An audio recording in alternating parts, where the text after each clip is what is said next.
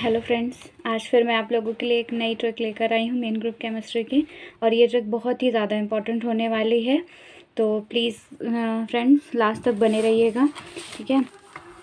तो इस ट्रिक में मैं आप लोगों को कुछ इम्पॉर्टेंट पॉइंट्स बताने वाली हूँ।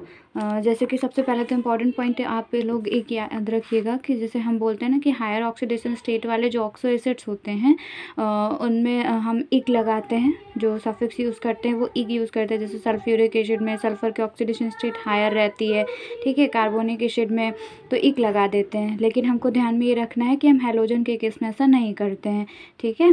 तो हम इसमें क्या करेंगे, तो हैलोजन के केस में हम जो क्लोरिक एसिड पढ़ते हैं वो क्लोरिक एसिड हम इसको पढ़ते हैं HClO3 को पढ़ते हैं, ठीक है।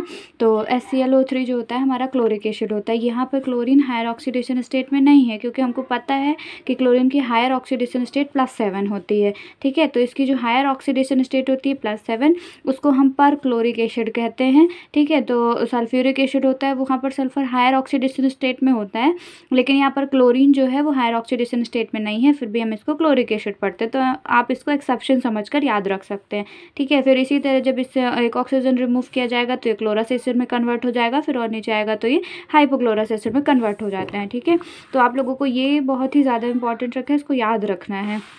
इसके बाद गाइस नेट और गेट में एक क्वेश्चन बना करता है कि लिंकेज फाइंड करने होते हैं कि ऑक्सो एसिड्स में लिंकेज कौन कौन से लिंकेज पाए जाते हैं, ठीक है। तभी मैं आपको जो फॉस्फोरिक एसिड होता है उसमें 3 टाइप के लिंकेज मिलते हैं, ठीक है। तो ये सिर्फ ऑक्सो एसिड्स की बात कर रही हूँ मैं यहाँ पर। तो ऑक्सो एसिड्स में आपको ध्यान में ये रखना है कि यहाँ पर मैंने तो फास्फोरस, ऑक्सीजन और फास्फोरस लिखा है। अगर सल्फ्यूरिक एसिड की बात करूँगी तो यहाँ पर सल्फर, ऑक्सीजन और सल्फर आ जाएगा, ठीक है। तो ये चीज़ आप लोग अपने से एज्यूम कर लेनी है।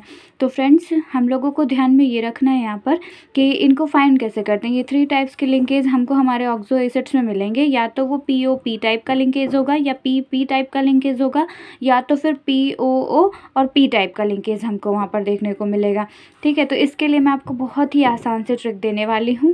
तो फ्रेंड्स हमको पहले तो जो ऑक्सो एसिड दिया जाएगा उसमें हमको पता करने के लिए दिया जाएगा कि इसमें कौन सा लिंकेज मिलता है, ठीक है। तो उसके लिए हमको उसकी ऑक्सीडेशन स्टेट जो है वो कैलकुलेट करनी है। तो हमको ये भी ध्यान में होना चाहिए कि उस कंपाउंड की मैक्सिमम ऑक्सीडेशन स्टेट कितनी होती है, ठीक है। तो अगर कैलकुलेटेड ऑक्सीडेशन स्टेट और मैक्सिमम ऑक्सीडेशन स्टेट इक्वल आ जाती है तो वहाँ पर हमारे पास में POP लिंकेज पाया जाता है, ठीक है। लेकिन अगर कैलकुलेटेड ऑक्सीडेशन स्टेट जो है हमारी वो मैक्सिमम ऑक्सीडेशन स्टेट से कम आ जाती है तो फिर वहाँ पर PP लिंकेज पाया जाता है। और यदि कैलकुलेटेड ऑक्सीडेशन स्टेट ज़्यादा आ जाए मैक्सिमम ऑक्सीडेशन स्टेट से तो वहाँ पर फिर ये परऑक्सी लिंकेज यानी POOP लिंकेज वहाँ पर पाया जाता है, ठीक है फ्रेंड्स। तो मैं आपको ये एग्जांपल देकर भी एक्सप्लेन करूँगी, तो घबराएं नहीं, बहुत ही आसान है। जैसे हमने एक एग्जांपल लिया है H4P2O7 का, ठीक है। तो H4P2O7 इसमें हमको क्या करना है, हमको इसमें पता करना है कौन सा लिंकेज मिलेगा। तो इसके लिए हमको ये तीनों चीज़ें याद रखनी होंगी, तीनों पॉइंट्स बहुत अच्छे से क्लियर होने चाहिए, ठीक है। तो हम सबसे पहले इसमें देखेंगे फॉस्फोरस की मैक्सिमम ऑक्सीडेशन स्टेट कितनी होती है। तो हमको पता है फॉस्फोरस +5 में स्टेबल होता है, +5 मैक्सिमम ऑक्सीडेशन स्टेट रखता है, ठीक है। तो +5 इसकी मैक्सिमम ऑक्सीडेशन स्टेट हो गई। और जब हम इसका कैलकुलेट करेंगे तो ये 7 to the 14, 14 -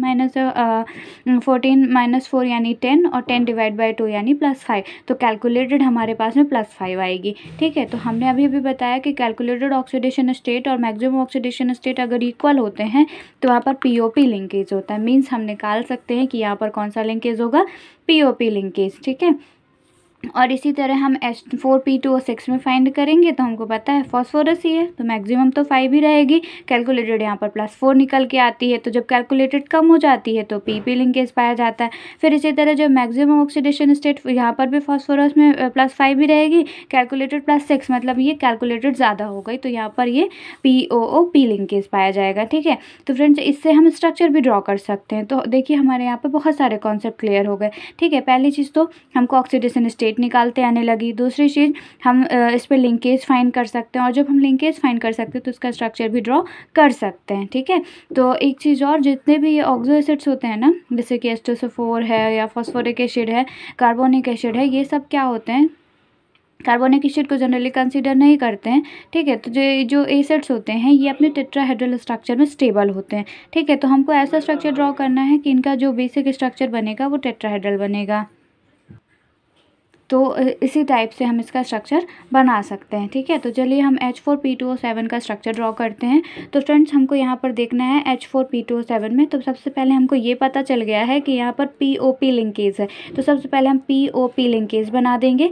फिर हमारे पास में जितने ऑक्सीजन और हाइड्रोजन बचते हैं उनको हम इक्वल नंबर ऑफ में डिवाइड कर देंगे। और हम जानते हैं फॉस्फोरस 5 बॉन्ड बना सकता है, तो फॉस्फोरस 5 बॉन्ड्स फॉर्म करता है, ठीक है। तो देखिए 1 2 3 4 और 5, ठीक है। तो ये सारे इस टाइप से स्ट्रक्चर बनेगा। फिर इसी तरह हम H4P2O6 का स्ट्रक्चर ड्रॉ कर सकते हैं। हमको इसमें लिंकेज पता है कि लिंकेज कौन सा होगा, P लिंकेज, ठीक है। तो P और P लिंकेज बना है। फिर इसमें सेम नंबर ऑफ, मतलब हमको इनको इक्वल नंबर में डिवाइड करके OH और O बॉन्ड को लगा देना है, ठीक है।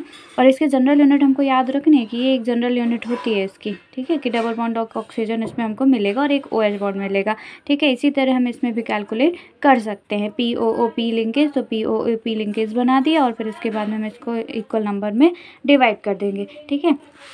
फिर फ्रेंड्स पैरोक्सी लिंकेज में हमको एक चीज़ ये देखने को मिलती है कि जब भी हम पैरोक्सी लिंकेज की बात करते हैं तो उसमें सेंट्रल एटम को भी कंसीडर किया जाता है, कि कभी कभी हमको सेंट्रल एटम 1 मिलता है, कभी 2 मिलता है, कभी 3 मिलता है, ठीक है। तो उसके लिए भी हमारे पास में एक फार्मूला होता है, पैरोक्सी लिंकेज कितने हैं ये निकालने का फार्मूला, ठीक है। तो जैसे कि पैरोक्सी लिंकेज निकालना है, अगर हमारे पास में कोई ऐसा कंपाउंड है जिसमें केवल एक सेंट्रल एटम है, जैसे कि इसमें से H2SO5 में सल्फर है, तो हमको पहली चीज़ तो ये देखना है कि क्या इसमें कैलकुलेटेड ज़्यादा है मैक्सिमम ऑक्सीडेशन स्टेट से। अगर ज़्यादा है तो उसमें POOP लिंकेज पाया जाएगा, और अगर ज़्यादा है POP लिंकेज पाया जाएगा तो कितना पाया जाएगा, ठीक है। तो कितने नंबर ऑफ POOP लिंकेज इसमें मिलने वाले हैं हमको। तो calculated oxidation state minus maximum oxidation state divide by 2 करेंगे तो हमको नंबर ऑफ पैरोक्सी लिंकेज मिल जाएगा। यहाँ पे नंबर ऑफ पैरोक्सी लिंकेज हमको फाइंड हो जाएंगे।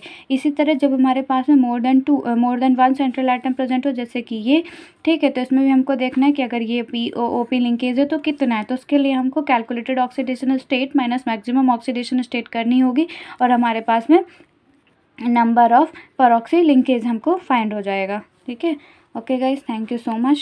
अगर आपको हमारा वीडियो पसंद आए तो प्लीज़ हमें कमेंट करके कमेंट सेक्शन में बताएं, और आपकी जो भी टॉपिक की रिक्वायरमेंट होगी, शॉर्ट ट्रिक्स, हम आपके लिए वो ज़रूर लेकर आएंगे। तो आप हमें कमेंट करके बता सकते हैं। Thank you.